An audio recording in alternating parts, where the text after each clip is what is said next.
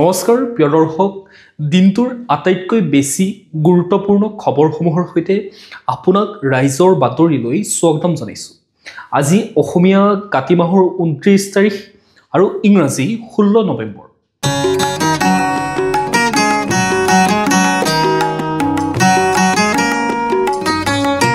এতিয়া আহিছোঁ আমি প্ৰথমটো খবৰলৈ।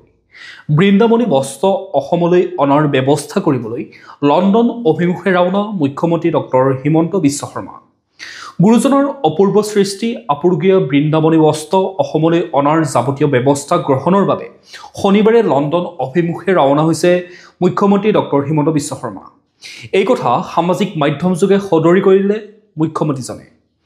দিল্লী বিমানবন্দৰৰ পৰা ফেচবুক লাইভ যোগে মুখ্যমন্ত্ৰীজনে কয় যে 1500 শতিকাৰ শেষৰ ফালে মহাপুৰুষ শ্ৰীমন্ত শংকৰদেৱে নৰনাৰায়ণৰ অনুৰোধত বৃন্দাবনী বস্ত্ৰ সাজি উলিয়াইছিল। এই বৃন্দাবনী বস্ত্ৰখন আমাৰ অসমৰ ইতিহাসৰ সভ্যতাৰ এক অমূল্য অংগ। আমি বহুতে বৃন্দাবনী বস্ত্ৰৰ বিষয়ে শুনিছোঁ আৰু পঢ়িছোঁ, ইয়াৰ ছবিও দেখিবলৈ পাইছোঁ। কিন্তু বিগত 500 বছৰৰ কালত আমাৰ কোনো এটা প্ৰজন্মই এই বৃন্দাবনী বস্ত্ৰখন সন্মুখৰ পৰা দেখা নাই। অৱশ্যে যিসকলে কেতিয়াবা লণ্ডন বা পেৰিছৰ মিউজিয়ামত গৈছে সেইটো সুকীয়া কথা। যোৱা কেইবছৰমান আগতে ময়ো লণ্ডনৰ মিউজিয়ামত এই পবিত্ৰ বৃন্দাবনী বস্ত্ৰভাগ দৰ্শন কৰিছিলোঁ। মুখ্যমন্ত্ৰীয়ে লগতে কয় যে বৃন্দাবনী বস্ত্ৰ ক'লে আমি এইটো বুজিম যে ভগৱান শ্ৰীকৃষ্ণই বৃন্দাবনত যি লীলা কৰিছিল সেই লীলাক তাঁতশালেৰে মহাপুৰুষ শ্ৰীমন্ত শংকৰদেৱে এই বৃন্দাবনী বস্ত্ৰত অংকন কৰিছিল। তাক আমি নেদেখিলে বুজিব নোৱাৰোঁ। ই আমাৰ বাবে এক ডাঙৰ অমূল্য সম্পদ। কালক্ৰমত সেই বৃন্দাবনী বস্ত্ৰখন অসমৰ পৰা তিব্বত হৈ লণ্ডন, ফ্ৰান্স আদি বিভিন্ন স্থানলৈ যায়। কিছু অংশ আমেৰিকাৰ মিউজিয়ামতো আছে। লণ্ডন আৰু পেৰিছত থকা বৃন্দাবনী বস্ত্ৰ দুভাগ যথেষ্ট দীঘল। বহুদিনৰ পৰা মোৰ মনত এটা ইচ্ছা আছিল যে এই বৃন্দাবনী বস্ত্ৰভাগ এবাৰ অসমলৈ আনিব পাৰোঁ নেকি। আমাৰ বহু প্ৰজন্মই এই বৃন্দাবনী বস্ত্ৰভাগ নেদেখাকৈ এই পৃথিৱীৰ পৰা আঁতৰি গৈছে। কাইলৈ লণ্ডনৰ মিউজিয়ামত কৰ্তৃপক্ষৰ লগত আমাৰ আলোচনা আছে। হডজন জিন্দালৰ JSW গ্ৰুপে এই ক্ষেত্ৰত আগভাগ লৈছিল। তেওঁলোকে লণ্ডন মিউজিয়ামত লগত অসম চৰকাৰৰ প্ৰত্যক্ষ সম্পৰ্ক কৰোৱাই দিয়াৰ বাবে আগভাগ লৈছিল। তেওঁলোকে দায়িত্ব লৈছে যে লণ্ডন মিউজিয়ামে বিচৰা ধৰণে এটা মিউজিয়াম অসমত বনাই দিব। সকলো সুবিধা থকা মিউজিয়াম এটা JSW গ্ৰুপে নিৰ্মাণ কৰি দিব বুলি মুখ্যমন্ত্ৰীজনে উল্লেখ কৰে। কাৰণ 500 বছৰ পুৰণি টেক্সটাইল এটা বহু স্পৰ্শকাতৰ। অলপমান গণ্ডগোল হ'লে বস্ত্ৰভাগ জহি খহি যাব পাৰে। বৃন্দাবনী বস্ত্ৰভাগ আমি অসমলৈ আনি প্ৰদৰ্শনৰ ব্যৱস্থা কৰিম। এই বস্ত্ৰভাগ আমি দিল্লী, মুম্বাই আদিলৈও নিয়াৰ চেষ্টা কৰিম, যাতে ভাৰতবাসীয়েও মহাপুৰুষগৰাকীৰ বিষয়ে আৰু এবাৰ জানিব পাৰে। অসমীয়া সভ্যতা কিমান যে চহকী আছিল সেই সম্পৰ্কে ভাৰতৰ জনগণেও জানিব পাৰিব। এইদৰে মুখ্যমন্ত্ৰীজনে ফেচবুক লাইভ যোগে এই কথা সদৰি কৰে। এতিয়া আহিছোঁ আমি পৰৱৰ্তী খবৰটোলৈ। অসমীয়া বিদ্বেষী মন্তব্য কৰি ৰঙাঘৰৰ আলহী হ'ল দুজন মিয়া। কেইবাজনকো জেৰা ধিং আৰক্ষীৰ। ভূমিকেন্দ্ৰিক সংঘাতৰ কেন্দ্ৰ কৰি নগাঁৱত তীব্ৰ উত্তেজনা। ঘটনাটো এক বিশেষ সম্প্ৰদায়ৰ লোকে সাম্প্ৰদায়িক সংঘাতৰ সৃষ্টি কৰিব পৰা মন্তব্য কৰাৰ অভিযোগ উঠিছে। ঘটনাটো সংঘটিত হৈছে ধিঙৰ বৰবিল কছাৰীবৰীত। এই ঘটনাৰ পাছতেই কঠোৰ হৈছে নগাঁও আৰক্ষী। বিগত 11 নৱেম্বৰত সংঘটিত ঘটনাত জড়িত দুজন অভিযুক্তক শুকুৰবাৰে নিশা গ্ৰেপ্তাৰ কৰে নগাঁও আৰক্ষীয়ে। ঘটনা সন্দৰ্ভত সামাজিক মাধ্যমত ভাইৰেল হৈ পৰিছে এটা বিশেষ ভিডিঅ'। সেই ভিডিঅ'টোত দেখা গৈছে যে কেইবাজনো মিয়া লোক আছিল, য'ত তেওঁলোকে অসমীয়া জাতিক উদ্দেশ্যি ভাবুকি দি কৈছে যে অসমীয়াক কাটি ব্ৰহ্মপুত্ৰত পেলাই দিব। নগাঁও আৰক্ষীৰ অপৰাধ শাখাৰ অতিৰিক্ত আৰক্ষী অধীক্ষক জয়ন্ত বৰাই জনোৱা মতে ধিঙৰ 8 গাঁৱৰ ফুলেন কলিতা নামৰ এজন লোকৰ ভূমিত একাংশ লোকে প্ৰৱেশ কৰি এই অপ্ৰীতিকৰ পৰিস্থিতিৰ সৃষ্টি কৰাৰ উপৰিও বিভিন্ন ভয় ভাবুকি প্ৰদান কৰিছিল। কেৱল ভয় ভাবুকি প্ৰদান কৰাতে ক্ষান্ত নাথাকি লোকসকলে অসমীয়া জাতিক উদ্দেশ্য কৰি অতি আপত্তিজনক আৰু হিংসাত্মক মন্তব্য কৰিছিল। এই সন্দৰ্ভত ফুলেন কলিতাই ধিং আৰক্ষী থানাত দিয়া এজাহাৰৰ ভিত্তিত 276/25 নম্বৰ এক গোচৰ ৰুজু কৰি অনুসন্ধান আৰম্ভ কৰে ধিং আৰক্ষীয়ে।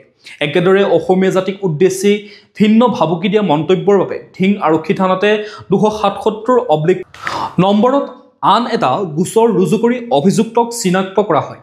এই সন্দৰ্ভত ধিং আৰক্ষীয়ে 277/2025 নম্বৰত ভাৰতীয় ন্যায় সংহিতাৰ 196/18, 197/1 (D) 299/302 BNS ধাৰাত গোচৰ ৰুজু হোৱাৰ ভিত্তিত অনুসন্ধান চলাই শুকুৰবাৰে নিশা দুজন ব্যক্তিক গ্ৰেপ্তাৰ কৰিবলৈ সক্ষম হয়। ঢিঙৰ তাঁতিকটাৰ জাকিৰ হুছেইন আৰু ইউছুফ আলীক নিশা আটক কৰি জেৰা চলোৱাৰ অন্তত পুৱা গ্ৰেপ্তাৰ কৰে আৰক্ষীয়ে। এই সন্দৰ্ভত আৰক্ষী অপৰাধ শাখাৰ অতিৰিক্ত আৰক্ষী অধীক্ষক জয়ন্ত বৰাই কয় যে ঘটনা সন্দৰ্ভত আন 6জনকৈ অভিযুক্তক আটক কৰি তদন্ত অব্যাহত ৰখা হৈছে। এতিয়া আহিছোঁ আমি পৰৱৰ্তী খবৰটোলৈ। হঠাৎ ৰাজ্যৰ ৰাজনীতিত আজমলৰ আবিৰ্ভাৱ। বিহাৰৰ নিৰ্বাচনী ফলাফলৰ পিছতেই কংগ্ৰেছে শিক্ষা ল'ব লাগে। অসমত বিজেপিক আঁতৰাবলৈ মহাজোঁট বনাব লাগে। অসমৰ ৰাইজৰ স্বাৰ্থৰ বাবে মহাজোঁট হ'ব লাগে। এই মন্তব্য AIUDFৰ সভাপতি তথা প্ৰাক্তন সাংসদ বদৰুদ্দিন আজমলৰ। অসুস্থতাৰ বাবে সুদীৰ্ঘদিন মুম্বাইত থকাৰ পিছত অসমলৈ অহা AIUDFৰ সভাপতিগৰাকীয়ে শনিবাৰে দিছপুৰত সংবাদ মাধ্যমৰ আগত এইদৰে নিজৰ প্ৰতিক্ৰিয়া ব্যক্ত কৰা দেখা গ'ল। AIUDFৰ সভাপতিগৰাকীয়ে কয় যে বিহাৰ গ'ল, এতিয়া অসম বচাব লাগে, নহ'লে পুনৰ 5 বছৰলৈ বিজেপি আহিব। বিহাৰত মহাজোঁট ফেইল হোৱা নাই, কংগ্ৰেছৰ ষ্ট্ৰেটেজি ভুল আছিল। তেজস্বী যাদৱে বিগত 5 বছৰত বহুত কষ্ট কৰিছে, দৈনিক 18খনকৈ সভা কৰিছে। যাৰ লগত হাত মিলালে তেওঁলোকে কি কৰিলে? আনহাতে প্ৰধানমন্ত্ৰী হৈ নৰেন্দ্ৰ মোদীয়ে 50ৰো অধিক প্ৰগ্ৰেম কৰিছে। তেজস্বী যাদৱে অকলে কিমান কৰিব? মহাজোঁটবন্ধনৰ নেতাসকলে 5 বা 6খন সভা কৰিছে। লগতে কয় যে মহাগঠবন্ধনত আমি আৰম্ভণিৰে পৰা আছিলোঁ, কিন্তু পিছত আমাক নমতা হ'ল। আমাৰ কি দোষ আছিল প্ৰথমে জনা নাছিল, পিছতহে গম পালোঁ দাড়ি টুপি থকা মানুহ ষ্টেজত উঠিব নিদিয়ে, যাৰ বাবে আমাক আউট কৰি দিছে। এইদৰে মন্তব্য কৰা দেখা গ'ল বদৰুদ্দিন আজমলক। এতিয়া আহিছোঁ আমি পৰৱৰ্তী খবৰটোলৈ। চিন্তন বৈঠক পাতি বৃহৎ সংস্কাৰ সাধনেৰে নতুন ৰূপ দিবলৈ প্ৰয়াস বীৰ লাচিত সেনাৰ কেন্দ্ৰীয় নেতৃত্বৰ। এইবাৰ বীৰ লাচিত সেনাৰ সংস্কাৰ সাধন কৰা হ'ব। বিগত কেইমাহমান ধৰি সংগঠনটোৰ কেইবাগৰাকী নেতা কৰ্মীৰ বিৰুদ্ধে বিভিন্ন অভিযোগ উত্থাপনৰ লগতে কেইবাজনকো গ্ৰেপ্তাৰ হোৱাত এই সংস্কাৰ সাধনেৰে সংগঠনটোৱে গ্ৰহণ কৰিলে এক বৃহৎ সিদ্ধান্ত। শনিবাৰে লখিমপুৰ জিলা পুথিভঁৰালত অনুষ্ঠিত চিন্তন বৈঠকত বীৰ লাচিত সেনাই কেইবাটাও গুৰুত্বপূৰ্ণ সিদ্ধান্ত গ্ৰহণ কৰে। এই চিন্তন বৈঠকৰ অন্তত বিয়লি বীৰ লাচিত সেনাৰ কেন্দ্ৰীয় নেতৃত্বই এক সংবাদমেল সম্বোধন কৰি সংগঠনটোৰ সিদ্ধান্তসমূহ সদৰি কৰে। জাতীয়তাবাদৰ শক্তিশালী শ্লোগান আওৰোৱা বীৰ লাচিত সেনাই সংগঠনটোৰ 54গৰাকী বিষয়ববীয়াকো বহিষ্কাৰ কৰে। সংগঠনটোৰ কেন্দ্ৰীয় ভাৰপ্ৰাপ্ত মুখ্য সচিব প্ৰাণজিৎ গগৈয়ে সংবাদমেলত কয় যে কোনো ছদ্মবেশে যাতে বীৰ লাচিত সেনাত সোমাই সংগঠনটোৰ বদনাম কৰি নিজৰ স্বাৰ্থ সিদ্ধি কৰিব নোৱাৰে, তাৰ বাবে এতিয়াৰ পৰা সদস্যসকলক দিয়া হ'ব পৰিচয় পত্ৰ। সংগঠনটোৰ এখন তদন্ত সমিতিৰ জৰিয়তে চিনাক্ত হোৱা ছদ্মবেশধাৰী 54জনকৈ সদস্যক আজিৰ পৰা তাৎক্ষণিকভাৱে কাৰ্যকৰী হোৱাকৈ বহিষ্কাৰ কৰা হৈছে। বিকাশ বৰুৱা অৰ্থাৎ বিকাশ অসমকে ধৰি 54জন বহিষ্কৃত সদস্যৰ নাম এই সংবাদমেলত সদৰি কৰে। উল্লেখযোগ্য যে সংগঠনটোৰ আজিৰ চিন্তন বৈঠকত কেন্দ্ৰীয় সভাপতি হেমন্ত বৰা, যাদৱ বৰা, নৱদীপ বৰাকে ধৰি কেন্দ্ৰীয় নেতৃবৃন্দৰ লগতে জিলা সমিতিৰ ৰূপাংকৰ বৰা, অজিত বুঢ়াগোহাঁই, মনোজ কলিতা আদি উপস্থিত আছিল। এতিয়া আহিছোঁ আমি পৰৱৰ্তী খবৰটোলৈ। সামৰণি পৰিল ৰাজ্যিক মহিলা আয়োগৰ সজাগতাৰ বাইক ৰেলী। মহিলাসকলৰ সুৰক্ষা সুনিশ্চিত কৰা আৰু মহিলা আয়োগৰ সম্পৰ্কত সজাগতাৰ উদ্দেশ্যৰে উলিওৱা হৈছিল এই বাইক ৰেলী। ৰাজ্যিক মহিলা আয়োগৰ অধ্যক্ষৰ দায়িত্ব গ্ৰহণ কৰাৰ পাছত নাৰী সুৰক্ষা আৰু ন্যায় প্ৰদানৰ বাবে মহিলা আয়োগক এক নতুন গতি প্ৰদানৰ প্ৰচেষ্টা হাতত লৈছে প্ৰাক্তন বিধায়িকা তথা অভিনেত্ৰী আঙ্গুৰলতা ডেকাই। ৰাজ্যৰ চুকে কোণে মহিলা আয়োগ সন্দৰ্ভত আৰু মহিলাসকলৰ মাজত সজাগতা সৃষ্টিৰ লক্ষ্যৰে ৰাজ্যিক মহিলা আয়োগৰ উদ্যোগত প্ৰথমবাৰৰ বাবে উলিওৱা হয় এক সজাগতামূলক বাইক ৰেলী। গুৱাহাটী সৰুসজাই ষ্টেডিয়ামৰ পৰা উলিওৱা এই বাইক ৰেলী শনিবাৰে যোৰহাটত সামৰণি পৰে। এই বাইক ৰেলী সামৰি লয় মৰিগাঁও, নগাঁও, গোলাঘাট জিলাত। ৰাজ্যিক মহিলা আয়োগৰ অধ্যক্ষ আঙ্গুৰলতা ডেকাই কয় যে গুৱাহাটী সৰুসজাই ষ্টেডিয়ামৰ পৰা আৰম্ভ কৰা বাইক ৰেলী আজি যোৰহাটত সামৰণি পৰিছে। মৰিগাঁও, নগাঁও, গোলাঘাটকে সাঙুৰি আমি যি ধৰণৰ উদ্দেশ্য লৈ আগবাঢ়িছিলোঁ সেই কাৰ্যসূচীসমূহ সমাপন হৈছে বুলি তেওঁ উল্লেখ কৰে। এতিয়া আহিছোঁ আমি পৰৱৰ্তী খবৰটোলৈ। 3rd ক্লাছ মানুহৰ 4th ক্লাছ উত্তৰ নিদিয়ে হেনো ৰকিবুল হুছেইনে। মুখ্যমন্ত্ৰী ডক্টৰ হিমন্ত বিশ্ব শৰ্মাক এইবাৰ নম্বৰ দিলে সাংসদ ৰকিবুল হুছেইনে। মুখ্যমন্ত্ৰীয়ে মিয়া সন্দৰ্ভত কৰা মন্তব্যত ধুবুৰীৰ সাংসদগৰাকীয়ে কিয় উত্তৰ নিদিয়ে সেই কথাও ক'লে সংবাদ মাধ্যমৰ আগত ৰকিবুল হুছেইনে। শনিবাৰে সাংসদগৰাকী গৈছিল গোৱালপাৰা জিলাৰ মাটিয়া ৰাজহ চক্ৰৰ অন্তৰ্গত দহিকতা সংৰক্ষিত বনাঞ্চল আৰু ভাটিয়াপাৰা ৰাজহ গাঁৱৰ উচ্ছেদিত লোকসকলৰ খবৰ ল'বলৈ। উচ্ছেদিত লোকক সাংসদ হুছেইনে খাদ্য সামগ্ৰীৰ লগতে কম্বল বিতৰণ কৰাৰ পিছতেই সাংবাদিকে তেওঁক মুখ্যমন্ত্ৰীয়ে মিয়া সম্পৰ্কে কৰা মন্তব্যত প্ৰতিক্ৰিয়া জানিব বিচাৰিলে। এই সন্দৰ্ভত সাংসদগৰাকীয়ে কয় যে এটা থাৰ্ড ক্লাছ মানুহৰ ফ'ৰ্থ ক্লাছ উত্তৰ কিয় দিম? টেষ্টলেছ মানুহ, টেষ্ট নথকা এটা মানুহৰ উত্তৰ কোন ৰুচিসম্পন্ন মানুহে দিব? ডক্টৰ হিমন্ত বিশ্ব শৰ্মা কেনেকৈ মুখ্যমন্ত্ৰী হৈছে তাৰো ব্যাখ্যা কৰি সাংসদগৰাকীয়ে কয় যে তেওঁক বিজেপিয়ে দিয়া নাছিল, তেওঁ ২ নম্বৰী কৰি মুখ্যমন্ত্ৰী হৈছে। অকণমান দিন আমি কষ্ট আৰু ধৈৰ্য ধৰিব লাগিব। আল্লাহ ভগৱান কাকো নামানে, গতিকে তেওঁ মুখ্যমন্ত্ৰী হোৱাৰ যোগ্য নহয়। মুখ্যমন্ত্ৰীয়ে এগৰাকীয়ে যেতিয়া শপত লৈছিল তেতিয়া সকলো ধৰ্ম, সকলো জাতি জনগোষ্ঠীক মানিম বুলি তেওঁ শপত লৈছিল। তেওঁৱে যদি ৰাজহুৱাভাৱে লোৱা শপত আজি নামানে তেনেহ'লে ধৰ্ম নিৰপেক্ষতা আৰু গণতন্ত্ৰ আজি সংকটত পৰিছে। এইদৰে মুখ্যমন্ত্ৰীগৰাকীৰ সন্দৰ্ভত মন্তব্য কৰা দেখা গ'ল ৰকিবুল হুছেইনক। এতিয়া আহিছোঁ আমি পৰৱৰ্তী খবৰটোলৈ। 40,000 টকা নৱজাতকক বিক্ৰী কৰিলে পিতৃয়ে। ৰাজ্যত সক্ৰিয় কেঁচুৱা বিক্ৰী কৰা দালাল চক্ৰ।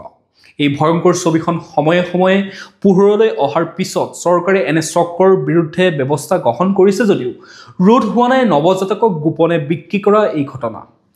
এইবাৰ শিশু দিৱসৰ দিনাই পিতৃয়ে বিক্ৰী কৰিলে সদ্যোজাতক। ধনৰ বিনিময়ত এজন দালালৰ হাতত সন্তানক তুলি দিয়াৰ ঘটনা পোহৰলৈ অহাৰ পিছতেই আৰক্ষীয়ে এই চক্ৰৰ বিৰুদ্ধে আৰম্ভ কৰিছে অভিযান। মানৱ সমাজক লজ্জানত কৰা এই ঘটনাটো সংঘটিত হৈছে শিলচৰৰ নিজাম ধুৰবন্ধ খিলুগ্ৰামত। আমিৰ হুছেইন মজুমদাৰ নামৰ এটা দালালক আৰক্ষীয়ে গ্ৰেপ্তাৰ কৰাৰ পিছতেই পোহৰলৈ আহিছে এই ঘটনাটো। নৱজাতকক আনৰ হাতত তুলি দিয়াৰ ক্ষেত্ৰত মধ্যস্থতা কৰিছিল এই দালালটোৱে। জানিব পৰা মতে শ্ৰীভূমি জিলাৰ এগৰাকী মহিলাই শিলচৰ চিকিৎসা মহাবিদ্যালয়ৰ হাস্পতালত এটি সন্তান জন্ম দিয়ে। শিশুটিৰ জন্মৰ পাছতে মহিলাগৰাকীয়ে শিশুটিক নিজাম ধুৰবন্ধৰ ভাড়াঘৰলৈ নিয়ে। তাৰ পিছতেই সংঘটিত হয় এই ঘটনাটো। এতিয়া আহিছোঁ আমি পৰৱৰ্তী খবৰটোলৈ। বিদ্যালয়ত অধ্যয়নৰত ছাত্ৰৰ হতুৱাই নিজৰ বাইক পৰিষ্কাৰ কৰায় এজন শিক্ষকে। বিদ্যালয়ত অধ্যয়ন কৰিবলৈ যোৱা শিশু ছাত্ৰৰ হতুৱাই নিজৰ মটৰ চাইকেল পৰিষ্কাৰ কৰায় এইজন শিক্ষকে। এদিন দুদিন নহয়, প্ৰায় নিজৰ লেতেৰা মটৰ চাইকেলখন পৰিষ্কাৰ কৰায় শিশু ছাত্ৰৰ হতুৱাই। এই ঘটনাটো সংঘটিত হৈছে বৰপেটা জিলাৰ চেঙা সমষ্টিৰ 1161/2 নং মাজৰচৰ প্ৰাথমিক বিদ্যালয়ত। বিদ্যালয়খনৰ শিক্ষক বিজয় কৰ্মকাৰে বিদ্যালয়লৈ গৈয়ে এনেদৰে শিশু ছাত্ৰক নিজৰ লেতেৰা মটৰ চাইকেলখন ধুৱাই দিবলৈ লগায়। বিদ্যালয়খনত ক্লাছ চলি থকা সময়ত ছাত্ৰ ছাত্ৰীক পাঠদান দিয়াৰ সলনি প্ৰায় এনে কাম কৰোৱাৰ অভিযোগ উত্থাপন হৈছে এই শিক্ষকজনৰ বিৰুদ্ধে।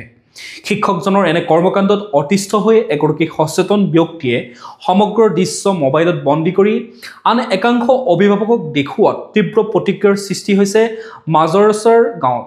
আনকি শিক্ষক বিজয় কৰ্মকাৰক সাংবাদিকে এই সন্দৰ্ভত সুধিবলৈ যোৱাত তেওঁ বিভিন্ন অজুহাত দেখুৱাই তেওঁ পলায়ন কৰে। শিক্ষক বিজয় কৰ্মকাৰৰ এনে অমানৱীয় কৰ্মকাণ্ডৰ বিৰুদ্ধে ব্যৱস্থা গ্ৰহণ কৰিবলৈ দাবী জনাইছে সচেতন মহলে। এতিয়া আহিছোঁ আমি পৰৱৰ্তী খবৰটোলৈ। পুনৰ গ্ৰেপ্তাৰ ৰন্টু পানী ফুকন। গুৱাহাটী মহানগৰীৰ বহুচৰ্চিত বৰবাৰী অপহৰণ কাণ্ডৰে জড়িত 5জনকৈ বীৰ ৰাছিদ খানৰ বিষয়ববীয়া গ্ৰেপ্তাৰৰ পাছদিনা গুৱাহাটীত এখন সংবাদমেল অনুষ্ঠিত কৰাৰ সময়ত বীৰ ৰাছিদ খানৰ মুখ্য সচিব ৰন্টু পানী ফুকনক গ্ৰেপ্তাৰ কৰিছিল দিছপুৰ আৰক্ষীয়ে। আৰক্ষীয়ে গ্ৰেপ্তাৰ কৰি আদালতৰ জৰিয়তে গুৱাহাটী কাৰাগাৰলৈ পঠিওৱাৰ পিছত CIDয়ে আন এক গোচৰ ৰুজু কৰি পুনৰ জিম্মাত লৈছিল এই পানী ফুকনক। শেহতীয়াকৈ CIDৰ জিম্মাৰ অন্ত পৰাৰ পিছত ন্যায়িক জিম্মাত কাৰাগাৰত থকা অৱস্থাতে পানী ফুকনক আজি তেজপুৰ আৰক্ষীয়ে তেজপুৰ সদৰ থানাৰ 714/2005 নম্বৰত ৰুজু হোৱা ধন দাবীৰ আন এক গোচৰত পুনৰ গ্ৰেপ্তাৰ কৰে। ইতিমধ্যে গুৱাহাটী জিলা কাৰাগাৰৰ পৰা ৰন্টু পানী ফুকনক কটকটীয়া নিৰাপত্তা বেষ্টনীৰ মাজেৰে তেজপুৰ আৰক্ষীয়ে লৈ যায়। এতিয়া আহিছোঁ আমি পৰৱৰ্তী খবৰটোলৈ। বশিষ্ঠ আৰক্ষীৰ জালত দুধৰ্ষ ডকাইতৰ গেং। মহানগৰীৰ বশিষ্ঠ আৰক্ষী জালত পৰিল দুধৰ্ষ ডকাইতৰ এটা গেং। আত্মগোপন কৰি থকা অৱস্থাত হাতীগাঁৱৰ NR ৰেচিডেন্সিৰ পৰা গ্ৰেপ্তাৰ কৰে 4 কুখ্যাত ডকাইতক হাতীগাঁও সিজুবাৰী পথৰ NR ৰেচিডেন্সিত আত্মগোপন কৰি আছিল গ্ৰেপ্তাৰ হোৱা 4জন ডকাইতে এজন অধিবক্তাৰ বাহনত ডকাইতি কৰি হাতীগাঁৱৰ NR ৰেচিডেন্সিত লুকাই আছিল এই 4জনে অৱশ্যে আৰক্ষীয়ে 4জনক গ্ৰেপ্তাৰ কৰিছে যদিও দলটোত আৰু 2জন আছিল বুলি জানিব পৰা গৈছে গ্ৰেপ্তাৰ কৰা ডকাইত কেইটা হ'ল আইনুৰ হুছেইন আইদুল আলী মহিবুল আলী বিপুল আহমেদ আৰক্ষীয়ে ডকাইতিত ব্যৱহৃত এখন বাহনো জব্দ কৰিবলৈ সক্ষম হৈছে প্ৰিয় দৰ্শক আপোনালোকে বাতৰিসমূহ চাই থাকিব লগতে আমাৰ চেনেলটো সাবস্ক্ৰাইব কৰি ল'ব আৰু নটিফিকেশন বেল আইকনটো প্ৰেছ কৰি ৰাখিব তেতিয়াহে প্ৰতিদিনে আপোনালোকে ভিডিঅ'ৰ আপডেটসমূহ পাই থাকিব লগতে ভিডিঅ'টো যদি চাই ভাল পায় এটা লাইক কৰি থৈ যাব শেষত আৰু কমেণ্টত আপোনাৰ মতামত দিবলৈ নাপাহৰিব এতিয়া জানি লওঁ আহক আজিৰ দিনটোৰ বতৰৰ বতৰা ভাৰতীয় বতৰ বিজ্ঞান কেন্দ্ৰৰ তথ্যমতে 16 নৱেম্বৰ 2025 দেওবাৰৰ দিনটো